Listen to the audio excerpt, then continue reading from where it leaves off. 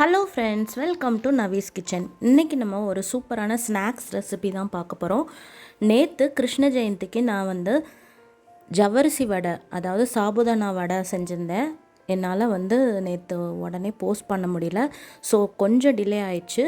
இது நம்ம குட்டி பிள்ளைங்களுக்கெலாம் ஸ்நாக்ஸ் ஈவினிங் ஸ்நாக்ஸுக்கு ரொம்பவே சூப்பராக இருக்கும். ரொம்ப ஈஸியான ஒரு ரெசிபி, ஹெல்த்தியான ஒரு ஸ்நாக்ஸ் எப்படி பண்ணுறதுன்னு பார்க்கலாம். அதுக்கு முன்னாடி நம்ம சேனலில் ஃபஸ்ட் டைம் பார்க்குறீங்க அப்படின்னா நவீஸ் கிச்சனுக்கு சப்ஸ்கிரைப் பண்ணிவிட்டு வீடியோவை ஃபாலோ பண்ணிக்கோங்க. வாங்க வீடியோவில் பார்க்கலாம். 1 கப் ஜவ்வரிசி எடுத்திருக்கேன். இதை நம்ம மிக்சிங் பவுலில் மாற்றிக்கலாம். இப்போ இந்த ஜவ்வரிசி முங்குற அளவுக்கு தண்ணி சேர்த்துக்கோங்க. இது ஒரு 5லேருந்து 7 நிமிஷம் வரைக்கும் நல்லா ஊறட்டும். நல்லா இந்த மாதிரி லைட்டாக வாஷ் பண்ணிக்கோங்க. ஒரு 5 மினிட்ஸ் இதை அப்படியே விட்டுருங்க. பாருங்கள், 5 மினிட்ஸ் கழித்து அந்த ஜவ்வரிசிலாம் நல்லா சாஃப்டாக இருக்கும். இந்த ஸ்டேஜில் நம்ம கொரகொரப்பாக அரைச்சி வச்சுருக்க நிலக்கடலையும் சேர்த்துட்டு 1 டேபிள் ஸ்பூன் அளவு க்ரீன் சில்லி அதையும் சேர்த்துக்கோங்க.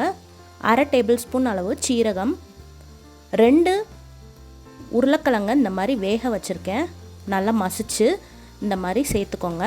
இப்போ எல்லாத்தையும் நல்லா மிக்ஸ் பண்ணிக்கோங்க. கலந்து மிக்ஸ் பண்ணிவிட்டு நம்ம வடைக்கு தேவையான அளவு உப்பு சேர்த்துக்கலாம்.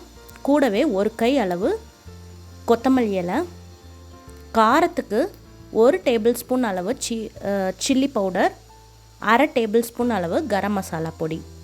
இதை சேர்த்துட்டு இந்த மாதிரி பிடிச்சிங்க அப்படின்னா நல்லா உருண்டை பிடிக்கிறதுக்கு வரும். இப்போ நம்மளுக்கு வடை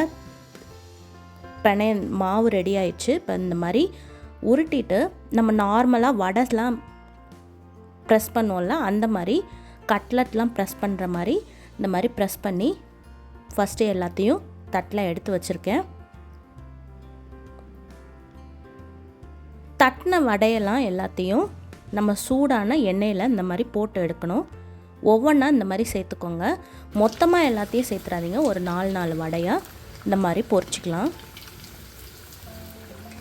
நல்லா லைட்டாக கலர் சேஞ்ச் ஆகி வரும்போது அடுத்த சைடு டர்ன் பண்ணி எடுத்துக்கோங்க.